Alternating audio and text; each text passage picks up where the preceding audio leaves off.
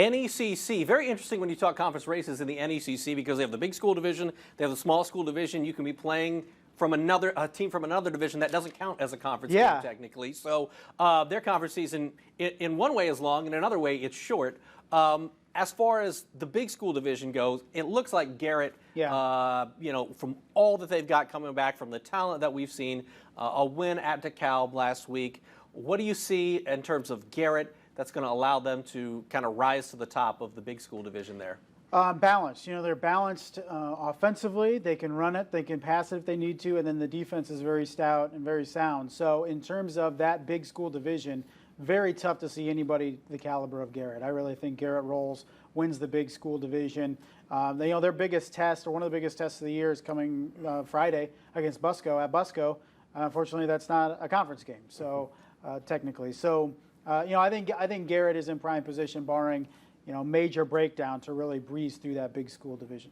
When you take a look at Angola, obviously a nice win against DeKalb in week 1. They look to be an improving program as they continue to build up there. Do you see them, and especially for their size? Right. I mean, that's a big school relative to the other schools in the big school division there. They're definitely on the rise. I don't know if they're at Garrett's level this year in terms of competing for that conference championship, but Angola is taking their steps to gradually get up the standings. They're the second team in the big school division, in my opinion, and they're going to continue to improve. So I think in the coming years, a lot of Angola Garrett showdowns may be coming up for that division championship. It'll certainly be interesting. And then Lakeland, I don't know if we know, they're always pretty good. Yeah. They lost at home to Busco, then go on the road to lose at New Haven. They got Eli Wallace at the running back position. I think they're always just somebody that's going to be a tough victory for somebody on Friday night. Tough to beat that team. And then West Noble, we've seen them, in the last couple of years, win a conference championship. Yeah, definitely. I mean, Monty Mulharger, one of the best around, and they're always playing to the capabilities of them. Sometimes they just don't have the talent to compete, but they should be pretty solid as well. Could surprise somebody. Small school division, Busco is off to a 2-0 start. They win at Cass, they win at Lakeland, so they haven't even played a home game until they'll play Garrett this coming Friday. Are they the team to beat in your eyes? Because there's some other competitors there as well. Busco Eastside, I think it comes down to that game week 4.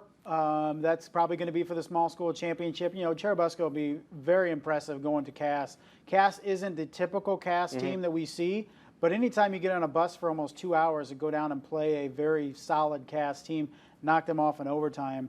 You saw that's the third time they've played, and you saw the scores gradually go from blowout to a little bit closer last year to Cherubusco clips them this year. So improvement in the program, and that's a big game for Cherubusco to see where they're at in terms of the area, because they step out of the area, step out of their comfort zone a little bit, and play a very solid program. And to come back with a victory is very impressive. And Eastside, although 0-2, I mean, they've played some tough competition. Yeah. They were on the road at Adams Central, and then a 10-point loss at home to Woodland, which they didn't give up. They could have given up in the first half.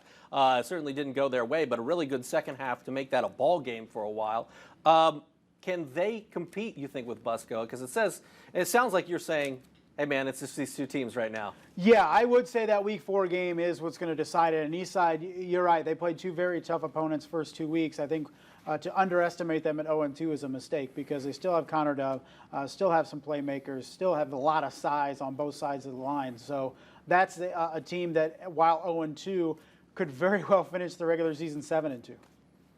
In your eyes, you've got the Busco game against Garrett. That's going to be the Highlight Zone game of the week this Friday night. What's the biggest key in that game? What's going to turn that game for one of those teams? I think establishing the run game, really controlling the line of scrimmage, winning up front, opening holes. We saw it against Snyder-Carroll game. Snyder was really able to win that game on the ground up front because they were just opening humongous holes. And I think if either Garrett or Busco is able to do that, and then really have the edge up front, that's what's going to decide it. It sounds cliche because we could say that about every game, but both teams really like to establish that run game and dictate the pace and eat up clock and score touchdowns on the ground. So I think whoever is able to do that better on Friday is going to win that game. Will the Pig be making a trip? The Pig is going to make a trip. Whoa! We've heard he may be already at the Magic Wand pre-gaming.